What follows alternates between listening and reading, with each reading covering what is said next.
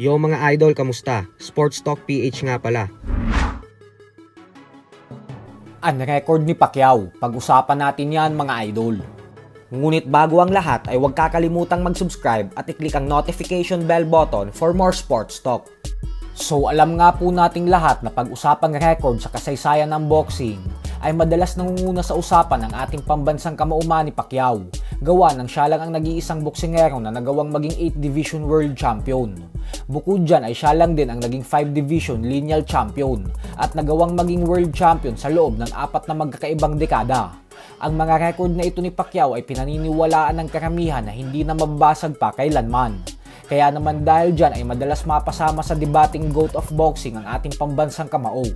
Subalit may isang record pa nga po si Pacquiao na hindi madalas na pag-uusapan na siyang dahilan kung bakit hindi ito alam ng karamihan. Para po kasi sa mga hindi nakakaalam, ay si Pacquiao din ang may hawak na record sa pinakamahabang panahon na kasama sa top 10 pound-for-pound best fighter ng The Ring Magazine. Kada buwan po kasi ay naglalabas ng update ang The Ring Magazine patungkol sa kanilang top 10 pound-for-pound best active fighters. At bawat buwan ay may mga nalalaglag at may mga bagong pumapasok sa top 10.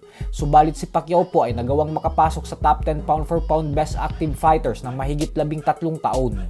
Nagsimulang makapasok si Pacman sa listahan noong taong 2003 at nagpatuloy ito hanggang 2016 nang walang palya.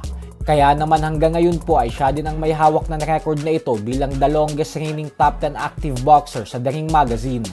Napakahirap din pong mabasag ng record na ito ni Pacquiao. Dahil para malagpasan mo ang 13 years na ito ni Pacman, ay kailangan mong lumaban at tumalo ng mga world champion at kapwa mo top pound for pound fighter sa loob ng 14 na taon. Bagay na hindi kayang gawin ng karamihan.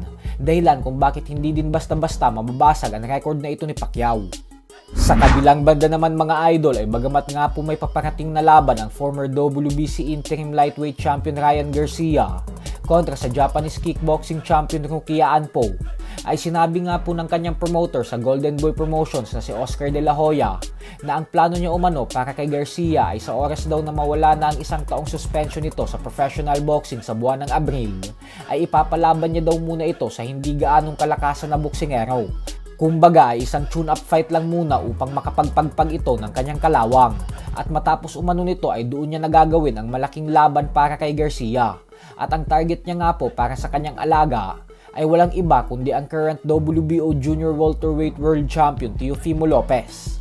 At kung hindi daw pumayag si Lopez, ay tutungo na lang sila sa ibang direksyon at lalabanan ang current undefeated IBF Welterweight World Champion Jeron Boots Ennis.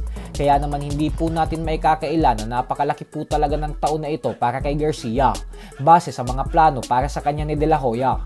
Posible ngayong taon na din maging isang ganap na world champion si Garcia.